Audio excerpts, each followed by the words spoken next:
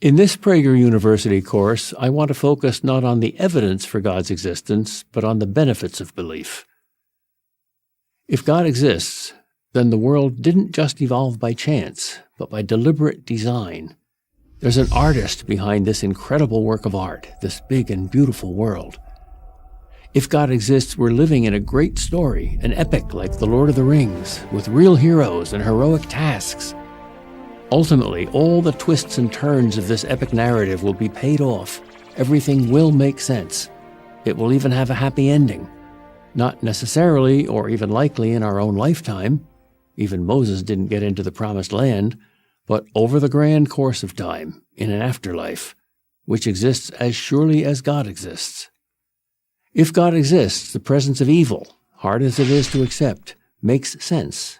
God allows it for a reason, namely to preserve our free will. And God will reconcile all injustices in the end. If there is no God, life is one big crapshoot. If God does exist, morality is a real, objective feature of the world. If there is no God, morality is just the rules we make up for this little game of life that we play. If God exists, love is the nature of an eternal reality. If there is no God, love is just a fleeting feeling, no more than a bunch of chemical and neurological interactions. If God exists, you are of infinite value. He knows you as a parent knows his child. He's accessible to you. If there is no God, each of us is as insignificant as a rock on an unknown planet. If God exists, death is conquered, because if there is a God, there is a reality outside of space and time. If there is no God, there is nothing immortal, and all the good things in life are destroyed forever. You and everyone you love and everything you think matters are all consigned to oblivion. If there is no God, life is pointless.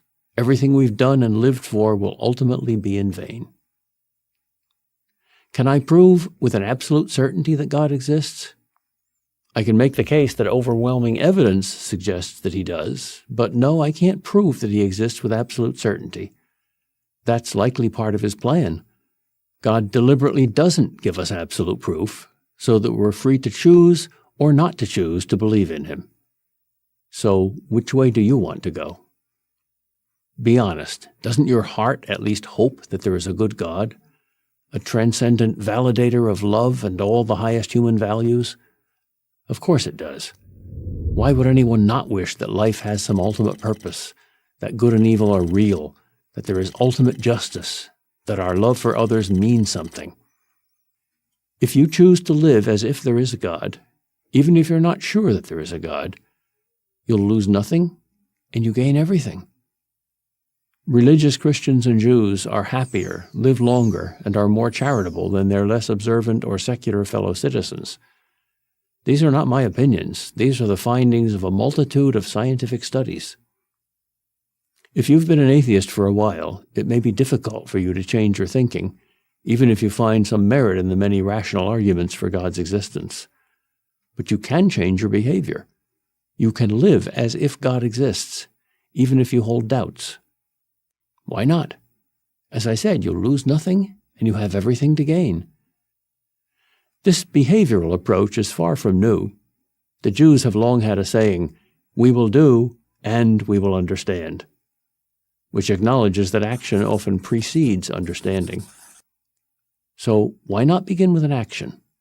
Why not pray the prayer of the skeptic? God, if you exist, you must know that I'm not a believer. So please, God, give me the gift of faith, in your time and in your way.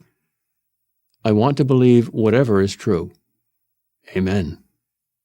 If you say that and mean it, and give it some time, be prepared, because he will not ignore that prayer. Go on, say it.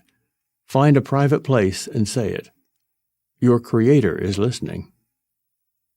I'm Peter Kraft, Professor of Philosophy at Boston College for Prager University. To subscribe to our YouTube channel, click here. To help keep our videos free, donate here.